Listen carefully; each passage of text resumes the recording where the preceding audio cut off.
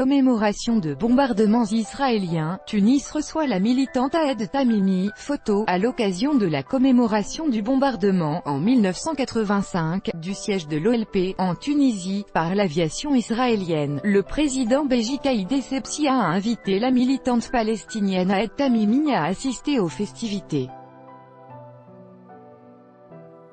À cette occasion, il a réaffirmé le soutien de son pays à la création d'un État palestinien avec Jérusalem comme capitale.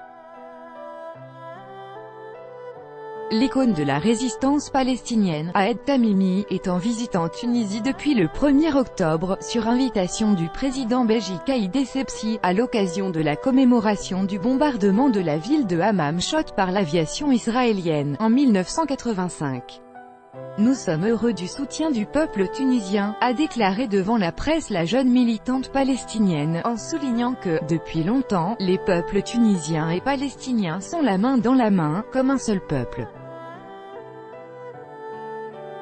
Évoquant les liens historiques entre les deux pays, Mademoiselle Tamimi a rappelé que la Tunisie a été le premier pays arabe qui a été choisi pour parler de notre cause. Nous espérons pouvoir faire passer notre message au plus grand monde, et nous sommes certains que le peuple tunisien sera avec nous. Notre libération commencera depuis Tunis, a-t-elle encore enchéri.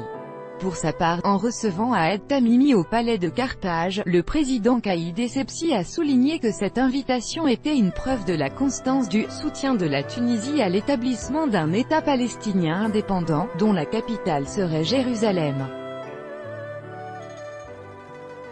L'Union générale tunisienne du travail (UGT) a à son tour rendu hommage, le 2 octobre, à la jeune femme, lors d'une réception organisée en son honneur au siège de l'organisation.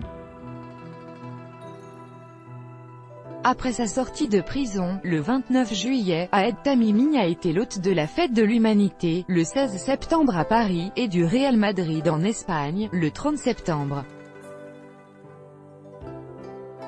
Pour rappel, le 1er octobre 1985, le siège de l'Organisation de libération de la Palestine (OLP), situé à Hammam Shot, à 20 km au sud de la capitale Tunis, a été bombardé par l'aviation israélienne faisant 68 morts, dont 18 Tunisiens et 50 Palestiniens, et plus de 100 blessés.